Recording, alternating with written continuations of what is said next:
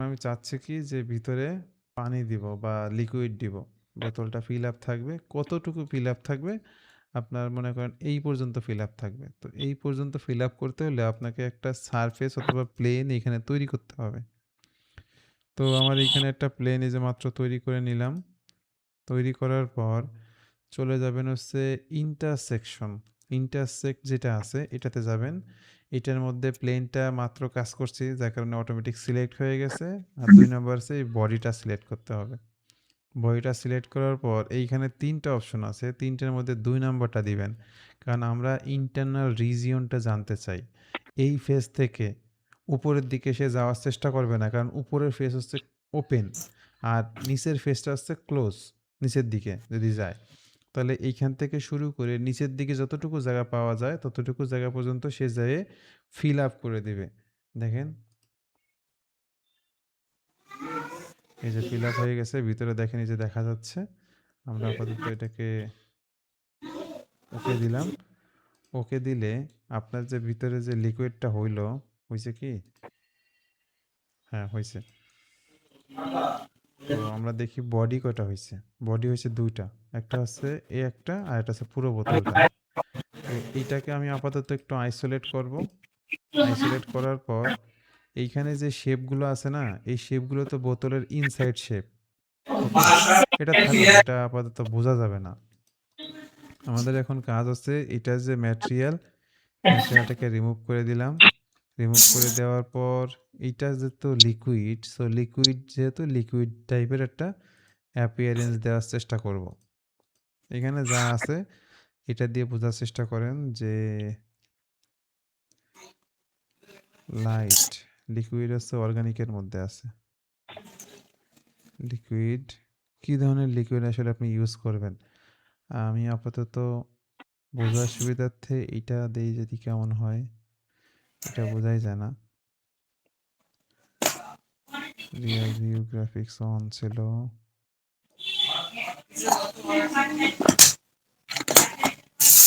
মনে করেন আপনার যে লিকুইডটা আছে সেই লিকুইডটার কালার হচ্ছে এইটা। ওকে? এবং এইটার যে কালার, এইটার কালারটা একটু চেঞ্জ করে দেন। এটা একটু গ্লাস টাইপ বা প্লাস্টিক টাইপ দেন। প্লাস্টিকের মধ্যে স্বচ্ছ কি আছে? ট্রান্সপারেন্ট, এই যে ক্লিয়ার প্লাস্টিক।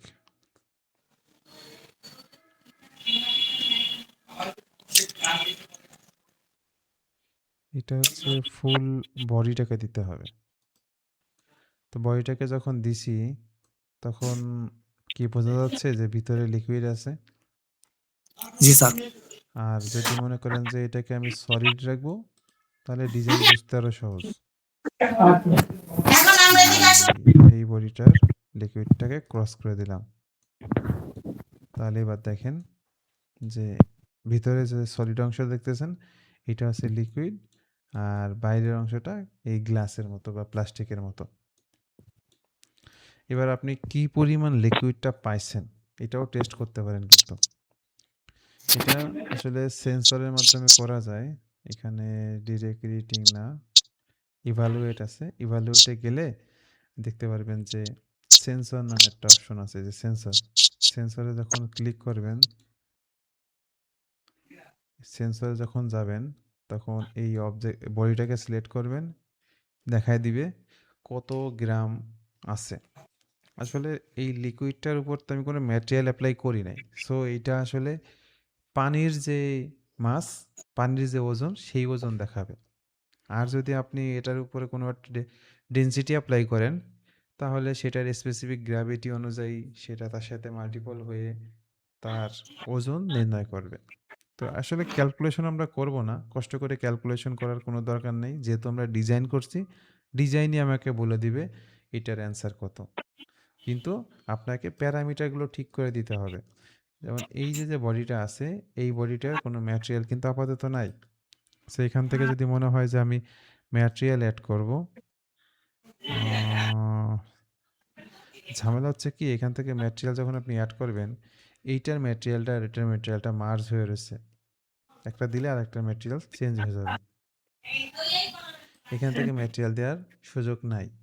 তো তো আপনার যদি অ্যানালাইসিস করার প্রয়োজন হয় সেই ক্ষেত্রে এই পার্টটাকে মনে করেন সাপ্রেস করে দিলেন বা হাইড করে দিলেন আর এইটাকে রাখলেন। যেমন এই পার্টটাকে যদি আমরা হাইড করে দেই, এইবার এটার উপর যদি আমরা ম্যাটেরিয়াল ইউজ করি, অন্য কোনো যে কোনো একটা মেটালিক মেটেরিয়াল ইউজ করতেছি, এটা যদি ইউজ করি তাহলে এটার মাস প্রপার্টিস কত আসতেছে? 3820 এটার ওজন, যদি এটা মেটালের হয়। আর যদি মেটাল না হয় পানি হইতো তাহলে কতটুকু আসতো অলরেডি আপনারা বুঝতে পারছেন, তাই না? জি স্যার। আর এই যে এখানে যে এই জিনিসগুলো আসছে এগুলো নিয়ে তেমন হতাশার কিছু নাই। এগুলোকে ডিলেট ফেস করা যায় কিনা দেখি। ডিলেট ফেস, জাস্ট ফেসটাকে ডিলেট করে দেবেন। ফেসটাকে ডিলেট করে দিলে ভিতরে একদম খালি হয়ে যাচ্ছে, তাই না? তার মানে এই ফেস একটাই, এটাকে মনে হয় ডিলেট করাটা উচিত হবে না। ওই যে হয়েছে, এই ফেস ডিলেট হয়েছে, সেম। এগুলো যদি আপনার কাছে মনে হয় যে বিরক্ত লাগতেছে তাহলে এগুলোকে ডিলিট করে দিতে পারেন। এটা তো স্যার ভিতরে লিকুইডটা, তাই না?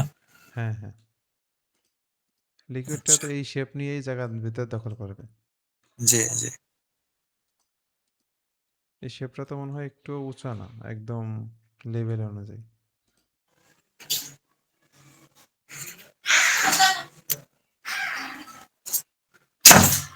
তাহলে এই পরিমাণ জায়গা ভিতরে দখল করতেছে, তার মানে ভলিউমের সাথে আমরা যদি তার ডেনসিটি গুণ করি আমরা কি তার ওয়েট পেয়ে যাব।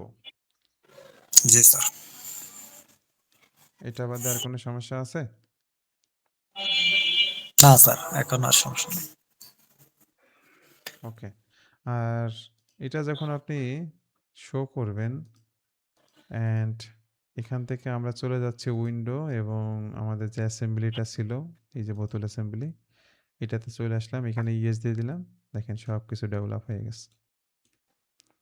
ওইটার কালার যা দিবেন এখানে তাই শো করবে। ওকে। জি স্যার, ওকে। দিদার সাহেব আপনি আছেন নাকি?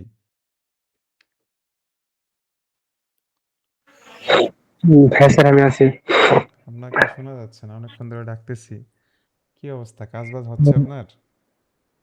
স্যার সরি, জি স্যার, কাজ চলতেছে, ড্রয়িং করতেছি কতগুলো। কি ড্রয়িং করলেন, আমাকে তো এখনো দেখালেন না কিছুই। আপনার ইনবক্সে দিয়েছিলাম, তারপর গ্রুপে দিয়েছিলাম পরশুদিন। গ্রুপে দিছিলেন? আমি জি বলছি স্যার। ফাইল তো দিবেনই, ফাইলের সাথে সাথে আমাকে ইও দিবেন, এই স্ক্রিনশট। স্ক্রিনশট। কারণ সবসময় পিসি আমার কাছে এখন থাকে না, তো আমি স্ক্রিনশট দেখে যখন ফ্রি থাকবো তখন দেখা গেছে আমি ওই সময় আপনার স্ক্রিনশটটা দেখলাম। তারপর যদি মনে হয় যে না স্ক্রিনশট দেখে আপনার ফাইলে রিভিউ করা সম্ভব, তো আপনাকে আমি একটা রিভিউ দিয়ে দিলাম। আর যদি মনে হয় যে না ফাইলটা দেখতে হবে, তখন ফাইলটা দেখব। ঠিক আছে? ঠিক আছে স্যার। এবার জিপ এখানে ফাইল দিবেন, জিপ ফাইল দিয়ে রাখবেন, কিন্তু জিপ ফাইল কিন্তু আমার সবসময় ওপেন করার সুযোগ পাবো না। আচ্ছা ঠিক আছে। ওকে। আর ক্লাসে যে রেকর্ডিংগুলো দিছি এগুলো কমপ্লিট করেন। কমপ্লিট করার পর দেন আপনাদেরকে কাজ দিয়ে দেব, ওই কাজগুলো করবেন। এবং যত কাজ করবেন ততই আপনার নলেজ আসবে যে না আমার এই কাজটা এইভাবে এইভাবে করতে হবে। কাজ না করলে আইডিয়া পাবেন না। তাহলে আজকে ক্লাস কি এই পর্যন্ত রাখবো নাকি কেউ আরো কিছু শেয়ার করতে চান বা দেখতে চান?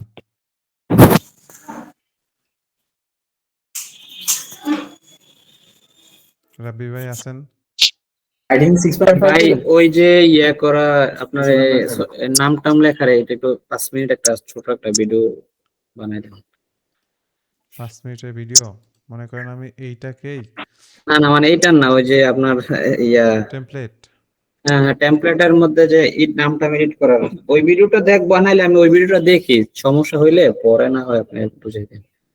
হ্যাঁ হ্যাঁ, ওইটাই বেটার হবে, কিছুই না, ওইটাই এই যে বেটার হবে। মনে করেন এখানে একটা পেপার নিলেন, পেপার নেওয়ার পর আপনার এইখান থেকে মূলত ডিজাইনগুলো ড্র্যাগ করতে বলতেছে। আপনি ডিজাইন আনবেন না, আপনার তো টেমপ্লেট রেডি করার দরকার। রাইট বাটন ক্লিক করে এডিট শিট ফরম্যাটে যাবেন।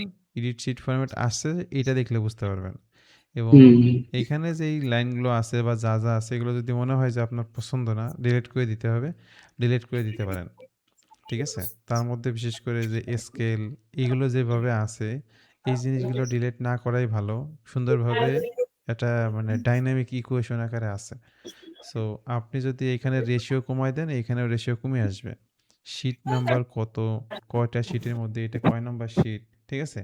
কিছু আপনি রাখতে পারেন, কিছু আছে একেবারে ডিলিট করে দিতে পারেন। তো ডিলিট করে দিলেন, এখান থেকে এবার লাইন টাইন ড্র করলেন যতটুকু আপনার প্রয়োজন হয়।